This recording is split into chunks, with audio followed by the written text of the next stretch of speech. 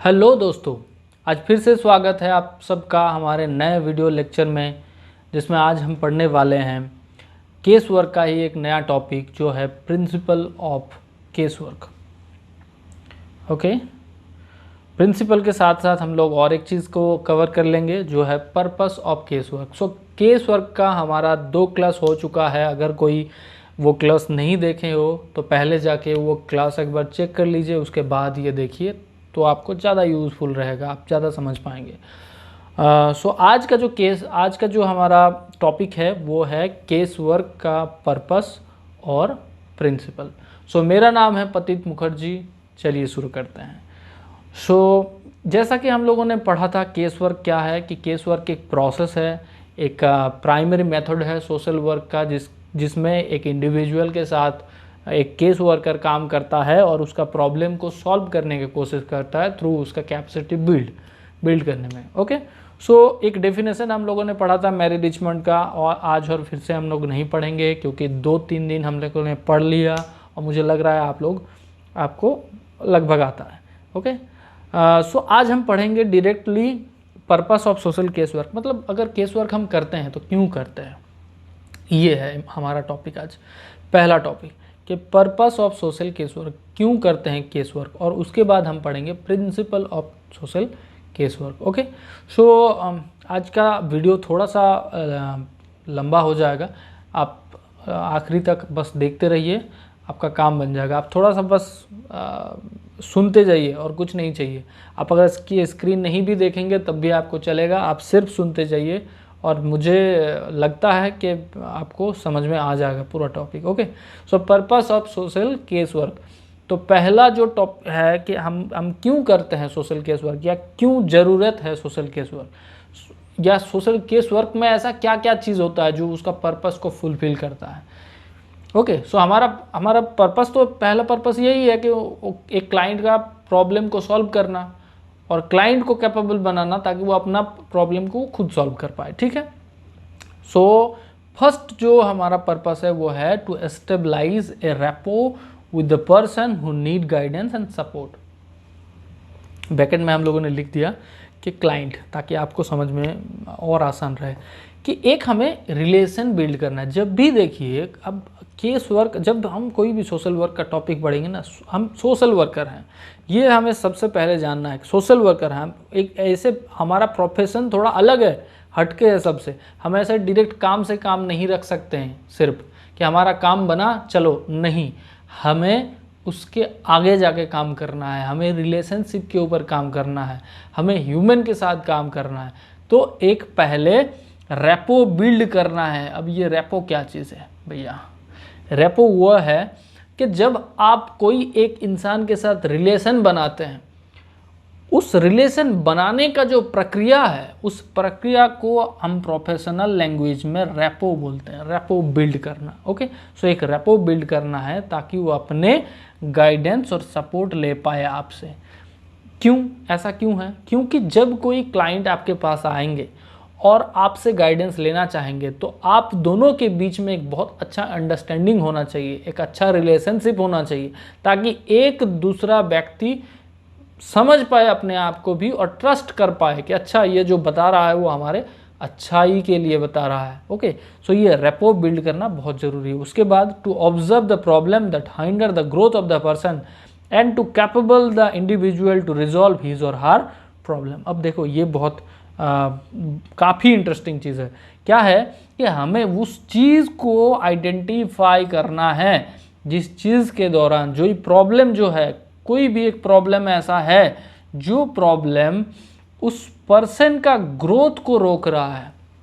मतलब हम जब ग्रो करते हैं तो हमारा सिर्फ बॉडी ग्रो नहीं होता है, उसके साथ साथ हमारा ब्रेन ग्रो करता है, हमारा बहुत सारा कैपेसिटी स्किल ग्रो करता है।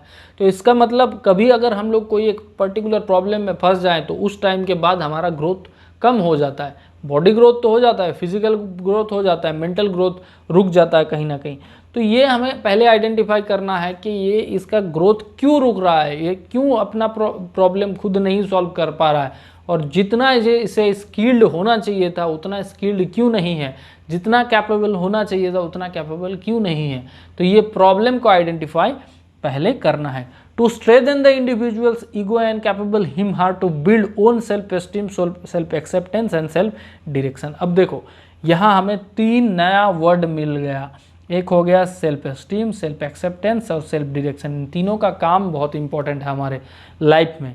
हम अपने आप को अगर इज्जत देंगे, हमें अपने आप के ऊपर भरोसा रहेगा, हमें अपने आप को अगर पता चलेगा कि कौन सा हमारा स्ट्रेंथ है, कौन सा हमारा प्रॉब्लम है, जो हम मतलब हमारा प्लस पॉइंट क्या है, हमारा माइनस पॉइंट क्या है लाइफ का, तो तब हम जाके ग्रोथ कर पाएंगे, आगे बढ़ पाएंगे। तो ये तीनों चीज़ इंटरकनेक्टेड है, सेल्फ एस्टीम, सेल्फ एक्सेप्टेंस और सेल्फ डायरेक्शन। ये तीनों चीज़ इंटरकनेक्टेड है। इस चीज़ को जानना है कि उन्हें इतना स्ट्रेंथ बनाओ ताकि वो इस चीज़ को रिलेट कर पाए अपने लाइफ में और कैपेबल बने। समझ पा रहे हैं आप? ओके, हम आगे बढ़ रहे हैं। To develop the resources for self enhancement and empowerment and capable him her to find resources for future. अब देखो ये रिसोर्सेस क्या होता है? हम रिसोर्स को अगर थोड़ा सा गहराई से देखें तो ये रिसोर्सेस 2 तरह का होता है, एक होता है इंटरनल, एक होता है एक्सटर्नल। इंटरनल का मतलब क्या? उसके अंदर जो गुण है वो होता है इंटरनल रिसोर्सेस, वो भी रिसोर्सेस है और हम ये रिसोर्स को बहुत अच्छे तरीके से यूज़ भी करेंगे। क्या है वो इंटरनल रिसोर्सेस? जैसे हमारे अंदर कोई अगर कैपेसिटी है, कोई एक स्किल है, कोई नॉलेज है, ये सारे इंटरनल रिसोर्सेस है। हमारे पास जो नॉलेज है वो अपना स्ट्रेंथ है, स्किल्ड है, तो ये एक नेचर है, एक बिहेवियर है, एक विलनेस है, ये सारे चीज़ हमारा रिसोर्सेस है जो इंटरनल है। एक्सटर्नल क्या है? जो हमारे साथ लोग जुड़े हुए हैं वो हमारा एक्सटर्नल रिसोर्सेस है। जैसे मेरे माता पिता, मेरे फैमिली, मेरे भाई, मेरे टीचर्स, मेरे दोस्त और मेरे साथ रिलेटेड जो भी फिगर्ड चीज़ है, स्ट्रक्चर्ड चीज़ है, वो सारे मेरे एक्सटर्नल रिसोर्सेस है। मेरा प्रॉपर्टी है, मेरा पैसा, बैंक बैलेंस, वो सारे मेरा एक्सटर्नल रिसोर्सेस है।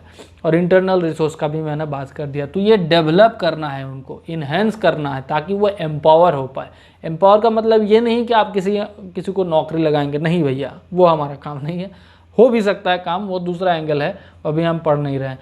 हमारा ये है कि उनको इतना कैपेबल बनाओ कि वो खुद अपना प्रॉब्लम सॉल्व कर पाए, उसको एम्पावर करना है, यीशु को एम्पावर करना कहते हैं, ठीक है।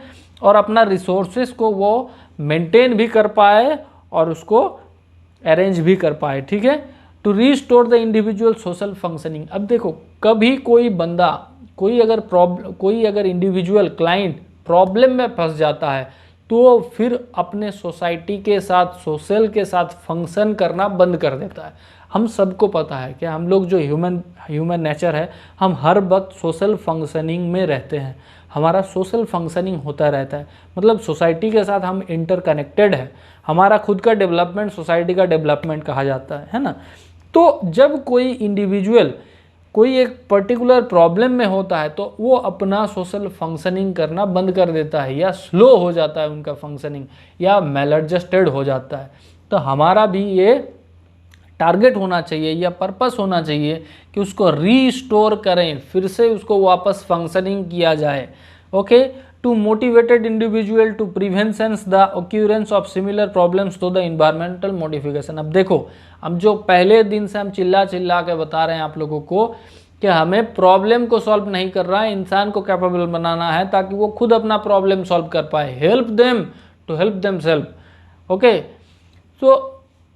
सो उनको क्या करना है कि motivate individual to prevent the occurrence of similar problem. ऐसे जब प्रॉब्लम उनको आएगा लाइफ में, थ्रू द इन्वायरमेंटल मॉडिफिकेशन। ऐसे देखो हमारा इन्वायरमेंट भी जो है वो मॉडिफाई हो रहा है कंटिन्यूअसली। आज से 50 साल पहले का जो इन्वायरमेंट था अभी वो इन्वायरमेंट नहीं है। सोसाइटी चेंज हो गया है, ह्यूमन बिहेवियर चेंज हो गया, फंक्शनिंग चेंज हो गया है। तो जब चेंज होता रहता है तो नया नया प्रॉब्लम भी क्रिएट होता है। अब जो नया प्रॉब्लम क्रिएट होता है वो पुराना प्रॉब्लम के साथ लिंक्ड होता है ज़रूर। ऐसा नहीं है कि नया मतलब पूरा, क्योंकि सोसाइटी तो वही है ना, पुराना वाला सोसाइटी, वो नया हो रहा है, वो मॉडिफाई हो रहा है, तो प्रॉब्लम मॉडिफाई होके आता है, लेकिन जो प्रॉब्लम होता है वो पुराना के साथ ही रिलेट होता है। तो जब आप उनको ट्रेंड कर दोगे, उनको कैपेबल बना दोगे, ताकि फ्यूचर में जब मॉडिफाई होगा, सोशल मॉडिफिकेशन होगा, तब जब उनके पास फिर से नया प्रॉब्लम आएगा तो आपके पास दौड़ता हुआ ना आए, वो खुद कैपेबल हो कि उस टाइम अपना प्रॉब्लम को सॉल्व कर पाए। आप समझ पा रहे हैं मेरी बात? बहुत सरल है, बहुत सरल है, आपको बस थोड़ा सा ध्यान लगा के समझना है। ओके, सो इन्वायरमेंटल मॉडिफिकेशन के थ्रू जो प्रॉब्लम आएगा उसको वो खुद सॉल्व कर पाए, इतना आप उनको मोटिवेट कर दो। To enhance opportunity for self development and increase the social contribution. अब देखो, हम जो भी इंसान होता है वो सोसाइटी के लिए कुछ ना कुछ कंट्रीब्यूट करता रहा है। इवन जो इंसान खुद है वो भी एक सोसाइटी को कंट्रीब्यूट ही कर रहा है। हम जो है ना फिजिकली, वो भी सोसाइटी के लिए कंट्रीब्यूशन है। उसके बाद हम फिजिकली जो वर्क कर रहे हैं वो और एक कंट्रीब्यूशन है। तो कंटिन्यूअसली हम लोग कंट्रीब्यूट करते रहते हैं। अब जब कोई प्रॉब्लम आ जाता है हमारे लाइफ में, तो ये कंट्रीब्यूशन करने का जो स्पीड है वो घट जाता है, वो स्लो हो जाता है, क्योंकि हम खुद प्रॉब्लम में फंसे हुए हैं। तो हम बाकी सारे चीज़ों को सही ढंग से नहीं कर रहे हैं। जितना हमें हैप्पी रहना चाहिए था उससे हम कम रहते हैं, जितना हमें घुल मिलना चाहिए था उससे कम रहते हैं, जितना हम दूसरे के हेल्प करना करना चाहिए था उससे कम। तो ये कंटिन्यूअसली क्या हो रहा है? ये तो कंट्रीब्यूशन ही है ना सोसाइटी के लिए हमारा। यही तो सारे चीज़ कंट्रीब्यूट करते हैं हम लोग पूरा दिन। अगर हम बात भी कर रहे हैं कहीं पर खड़े होके ना 4 लोगों से, तो वो भी आपका एक कंट्रीब्यूशन है, कम्युनिकेशन कंट्रीब्यूशन है। तो वो भी कंट्रीब्यूशन कर रहे हैं आप सोसाइटी के लिए। तो ये सारे चीज़ कंट्रीब्यूशन में आता है, और आप क्या कर रहे हैं? इस इन्हेंस कर रहे हैं अपॉर्चुनिटी को for increase the social contribution. So आपको पता चल गया कि पर्पस क्या है। सोशल वर्क का जो केस वर्क है, मेथड 1 जो केस वर्क है, उसका पर्पस क्या है? ये सारे पर्पस के लिए आप केस वर्क करोगे, या कोई भी केस वर्कर करता है। अब हम आते हैं social case work principle. Principle क्या होता है? प्रिंसिपल एक स्ट्रक्चर लिस्ट होता है, जिस लिस्ट को फॉलो करके आप वो काम कर सकते हो। और ये बहुत इंपॉर्टेंट टॉपिक है सोशल वर्क में। कोई भी जब भी आप ग्रुप वर्क पढ़ोगे तो उसमें भी आपको प्रिंसिपल मिलेगा। जब आप कम्युनिटी डेवलपमेंट करने के लिए बात करोगे तब भी आपको प्रिंसिपल मिलेगा। तो ये सारे चीज़ एक सारे जगह पे आपको प्रिंसिपल दिखने को मिलेगा। और केस वर्क का हालांकि जो प्रिंसिपल है वो बहुत इंपॉर्टेंट है और यूनिक भी है बहुत। सो आपको पढ़ना पड़ेगा, और हम अच्छे तरीके से हम पढ़ेंगे भी। तो अभी देखो, हमने यहाँ पर सिर्फ पॉइंट करके रखे हैं। जैसे आपको बताया कि सिर्फ पॉइंट हमारे यहाँ होता है। सो पॉइंट करेंगे और पढ़ेंगे, और आसान तरीके से आपको सारे चीज़ क्लियर हो जाएगा। वादा है आपको, सिर्फ आप सुनते रहिए। मुझे अभी भी लग रहा है कि जितना हमने अभी पढ़ लिया वो आपको लगभग क्लियर हो गया है। अगर नहीं हो रहा है तो प्लीज़ आप कमेंट करके बताइए, ताकि हम भी अपने आप को सुधारेंगे। हमें भी देखना पड़ेगा ना कहाँ क्या प्रॉब्लम हो रहा है कि आप तक नहीं पहुँच रहा है नॉलेज, है ना। तो सोशल केस वर्क का जो प्रिंसिपल है ये हम अभी पढ़ रहे हैं। सोशल केस वर्क का क्या प्रिंसिपल है, क्या प्रिंसिपल लेके आप चलेंगे तो सोशल केस वर्क होगा। अब प्रिंसिपल ऑफ इंडिविजुअलाइजेशन, सबसे पहले जो आता है इंडिविजुअलाइजेशन। तो ये इंडिविजुअलाइजेशन क्या है ये हमें पहले जानना पड़ेगा। इंडिविजुअलाइजेशन का देखो, इंडिविजुअल से आया है, जो वर्ड है वो इंडिविजुअल से आया है। इंडिविजुअल का मतलब क्या है?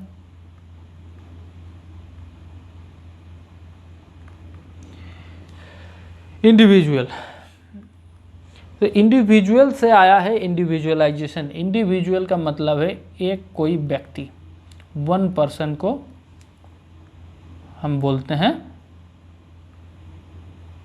इंडिविजुअल। 1 पर्सन, एक अगर इंसान है तो उसको हम बोलते हैं इंडिविजुअल। अब ये 1 पर्सन अगर कहते हैं तो इंडिविजुअलाइजेशन में भी आता है। क्यों आता है? क्योंकि ये जो 1 पर्सन है ना, एक व्यक्ति है, वो यूनिक है। एक व्यक्ति दूसरे व्यक्ति से कभी मैच नहीं करता है। अगर आपका भाई है जो आपके तरह सेम दिखता है, आपका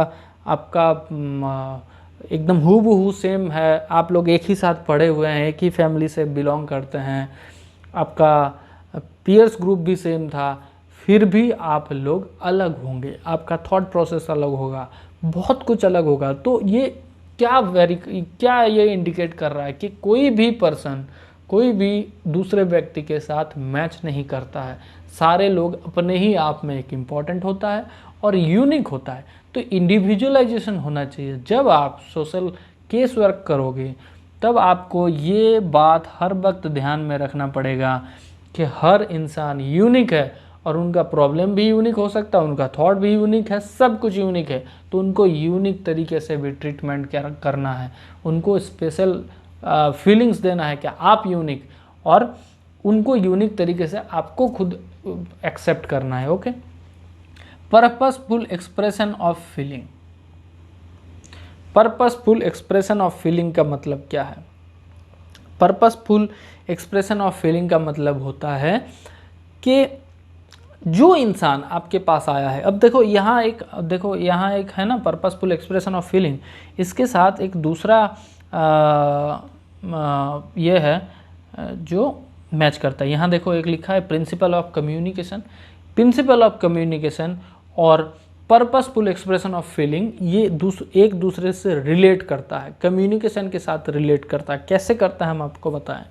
पर्पसफुल एक्सप्रेशन ऑफ फीलिंग का मतलब होता है कि हर इंसान के पास यूनिक फीलिंग्स होता है, थॉट यूनिक होता है। जैसे हमने इंडिविजुअलाइजेशन में पढ़े, तो सारे पर्पस का एक एक्सप्रेशन भी होगा। तो जब आपके पास कोई पर्सन आता है तो वो आपको एक्सप्रेशन देगा। अब ये एक्सप्रेशन आपको सही ढंग से कैच करना है कि ये क्या बोलना चाहते हैं। देखो ये पर्पसफुल एक्सप्रेशन ऑफ फीलिंग है। कभी कभी क्या है, ये फीलिंग ज़्यादातर हमारा फीलिंग क्या होता है, काइनेसिस होता है ना, बॉडी लैंग्वेज से आता है फीलिंग्स। कि हम थोड़ा सा हंस दिए तो इसका मतलब हम अच्छे हैं, थोड़ा सा हम नीचे झुक गए तो इसका मतलब हम उस टाइम गिल्टी फील कर रहे हैं। तो ये बहुत तरह का एक्सप्रेशन होता है ये, और ये पर्पसफुल होता है, मतलब एक पर्पस के साथ ही आता है। ऐसा नहीं है कि हम अचानक से कोई फीलिंग्स दे देंगे, नहीं होता है। कोई एक बात चल रहा है, उस बात से हम रिलेट कर रहे हैं अपने आप को, और उसके साथ साथ हम अपना फीलिंग शो कर रहे हैं। तो ये जो केस वर्कर हैं उनको ये आइडेंटिफाई करना है कि अगर ये फीलिंग्स दे रहा है इस टाइम, ये फीलिंग्स एक्सप्रेस हो रहा है, तो ये क्यों हो रहा है और इसका कारण क्या है। इसके अंदर जाने का जो आपने प्रोसेस में पढ़ा था कि साइकोसोशियो स्टडी करना है, साइकोसोशल स्टडी, तो वो स्टडी इसके साथ होता है। पर्पसफुल एक्सप्रेशन ऑफ फीलिंग जो है उसके साथ रिलेट करता है, और उसका फीलिंग को हर वक्त रेस्पेक्ट करना है कि ये क्या दे रहा है, क्यों ये फीलिंग आ रहा है इसके साथ। ओके। अब आता है कंट्रोल्ड इमोशनल इन्वॉल्वमेंट। अब देखो ये क्या है, कंट्रोल इमोशनल इन्वॉल्वमेंट। जब हम किसी के साथ रिलेशन क्रिएट कर रहे हैं, जैसे हम लोगों ने अभी बताया थोड़ी देर पहले कि हमें रेपो बिल्ड करना है। ओके। तो रेपो बिल्ड का मतलब क्या होता है कि उनके साथ बहुत अच्छा रिलेशन बनाना है उनके, तब जाके वो अपने आप को भी आपके पास सही ढंग से एक्सप्रेस कर पाएगा, सही ढंग से अपने आप को वो आपके पास समझ पाएगा कि क्या बोलना है मुझे, क्या छुपाना है, ताकि वो ना छुपाए कुछ भी आपको। जब तक वो अपना प्रॉब्लम पूरा ना बताएगा कि आप सॉल्व नहीं कर पाओगे, उनके लिए ट्रीटमेंट प्लान नहीं बना पाओगे। तो ये कंट्रोल इमोशनल इन्वॉल्वमेंट इसके साथ रिलेट है कि जब आप इतना ज़्यादा इन्वॉल्व हो जाते हैं तो अब आपको एक प्रिंसिपल दिया जाता है कि भाई इन्वॉल्व तो हो रहे हो, लेकिन इतना भी इन्वॉल्व नहीं होना है कि अपने इमोशन को हद से बाहर कर दो। हम इतने इन्वॉल्व हो गए, उनके साथ इतने अच्छा रिलेशन क्रिएट हो गया हमारा कि वो मान के चलो कभी वो रोना शुरू कर दिया, और उनका रोना देख के हम खुद भी इमोशनल हो गए, हम भी खुद रोना शुरू कर दिए। तो आप कैसे उनको संभालोगे और कैसे आप केस वर्क करोगे? उस टाइम जो आपको डाटा कलेक्ट करना था, रिकॉर्ड बनाना था, वो आप मिस कर जाओगे और आपका केस वर्क सही ढंग से नहीं हो पाएगा। तो उस टाइम आपको बहकना नहीं है, आपको क्या करना है, सब कुछ आइडेंटिफाई करना है कि वो क्यों कर रहा है ऐसा, और उनको संभालना भी है और उस तरीके से असेसमेंट करना है। तो यहाँ पर कंट्रोल इमोशनल इन्वॉल्वमेंट ये है कि आप इन्वॉल्व तो होंगे, लेकिन आपके इन्वॉल्वमेंट के साथ साथ आपका एक इमोशनल कंट्रोल होगा, आप इंटेलिजेंट होंगे अपने इमोशन को लेके। ओके। सो इसके साथ हमारा एक वर्ड आता है जो सोशल वर्क में यूज़ होता है, वो होता है इम्पैथी। दो तरह का वर्ड होता है, एक होता है सिंपैथी, एक होता है इम्पैथी। सिंपैथी मतलब आप उनका उस दुख को बांट रहे हैं, उस दुख के लिए आप कुछ बोल रहे हैं, आप शो कर रहे हैं उनका कि हमें भी इतना ही फीलिंग है जितना आपको दुख हुआ है। और एम्पैथी का मतलब ये नहीं होता है कि आप शो करेंगे कुछ करेंगे। एम्पैथी का मतलब ये होता है कि आप उस इंसान के जगह पे अपने आप को रखेंगे और समझने के प्रयास करोगे कि वो कितना एक्चुअली वो प्रॉब्लम में है, और ताकि आप उसको उस तरीके से ट्रीट कर पाओ कि सॉल्व हो जाए आपका प्रॉब्लम, उनका भी प्रॉब्लम। ओके, सो अब आता है एक्सेप्टेंस। अब जो ये एक्सेप्टेंस है, देखो हमारा जो प्रिंसिपल है ना, एक दूसरे प्रिंसिपल के साथ रिलेट है। ये एक्सेप्टेंस जो है ये हो जाता है नॉन जजमेंट एटीट्यूड के साथ रिलेट। जैसे हमने अभी बताया कि जैसे पर्पसफुल एक्सप्रेशन ऑफ फीलिंग था, वो कम्युनिकेशन के साथ रिलेट कर रहा था, इसी तरीके का एक्सेप्टेंस जो है वो नॉन जजमेंटल एटीट्यूड के साथ रिलेट करता है। कैसे करता है आप समझते हैं।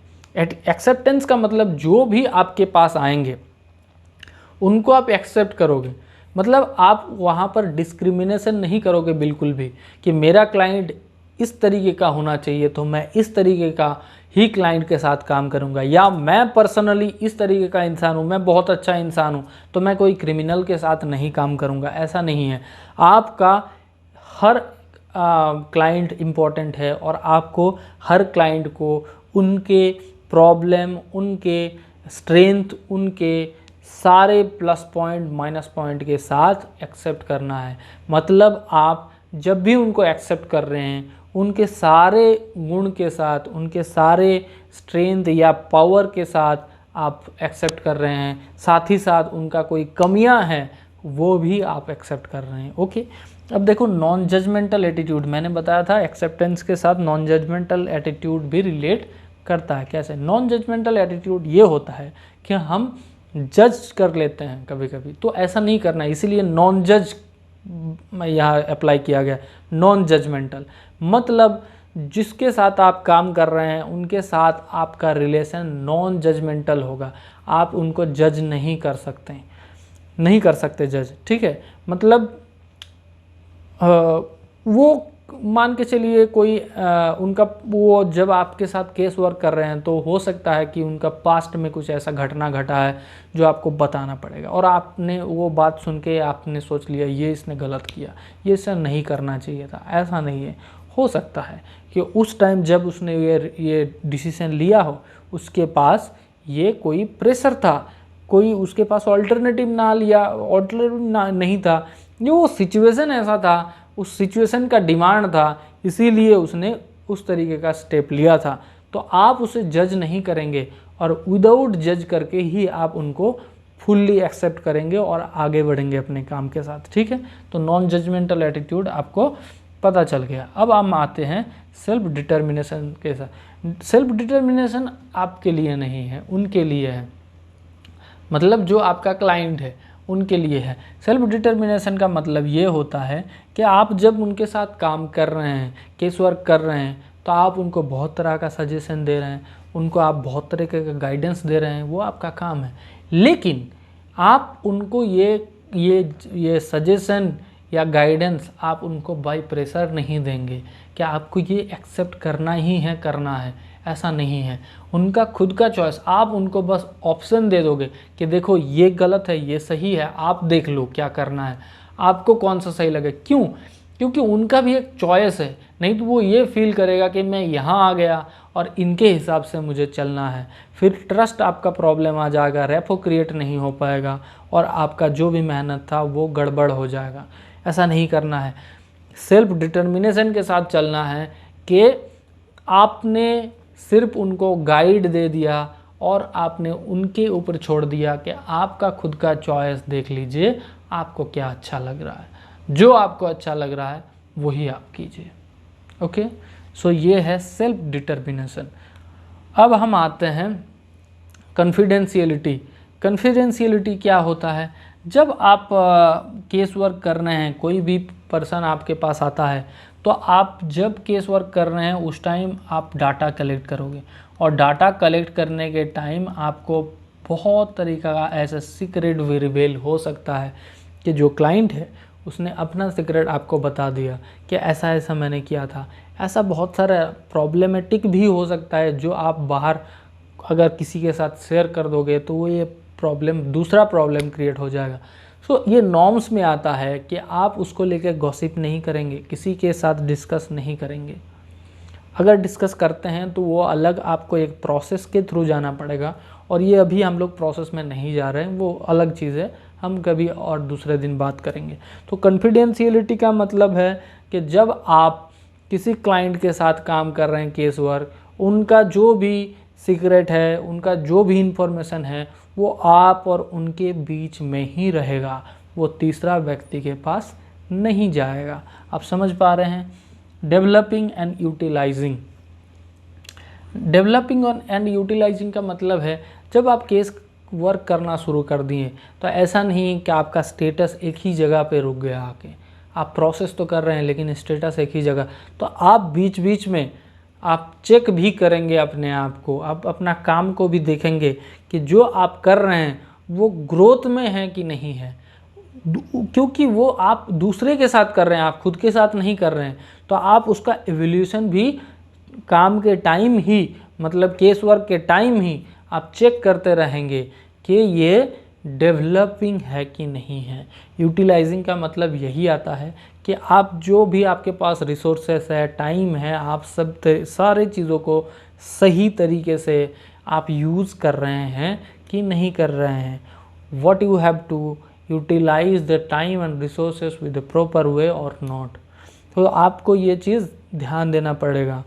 अब आता है रिसोर्स। हमने रिसोर्स के बारे में थोड़ी देर पहले ही बात कर लिया कि रिसोर्स होता है दो तरह का, एक होता है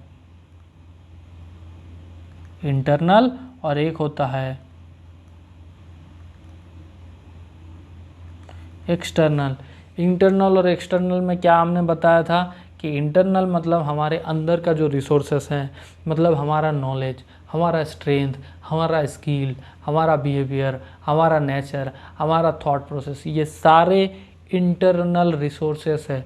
और एक्सटर्नल रिसोर्सेस का मतलब है हमारे साथ जुड़ा हुआ जो हमारे बाहरी चीज़ों के साथ भी है, वो एक्सटर्नल रिसोर्सेस होता है। जैसे हमारे साथ जुड़ा हुआ सारे मेंबर्स, फैमिली मेंबर्स हो सकता है, दोस्त हो सकता है, टीचर्स हो सकते हैं, माता पिता हो सकते हैं, वो सारे लोग, साथ ही साथ मेरा बैंक बैलेंस, मेरे प्रॉपर्टी, मेरे सारे कुछ, वो भी मेरा एक्सटर्नल है। लेकिन आप जब रिसोर्स करोगे तब आपके पास भी एक लिमिटेशन रहेगा।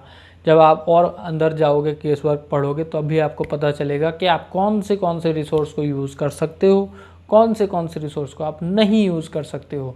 तो मोस्ट ऑफ जो भी आपके पास रिसोर्सेस है, जो यूजेबल रिसोर्सेस है, उस रिसोर्स को आप यूज़ कर रहे हैं कि नहीं कर रहे हैं, ये भी देखना पड़ेगा और बहुत अच्छे तरीके से करना पड़ेगा। सो ये रिसोर्सेस का प्रिंसिपल है। और प्रिंसिपल ऑफ कम्युनिकेशन जो हमने ऑलरेडी पढ़ लिया, लेकिन फिर हम अभी पढ़ेंगे, क्या है प्रिंसिपल ऑफ कम्युनिकेशन। अब कम्युनिकेशन जो है दो तरह का कम्युनिकेशन होता है।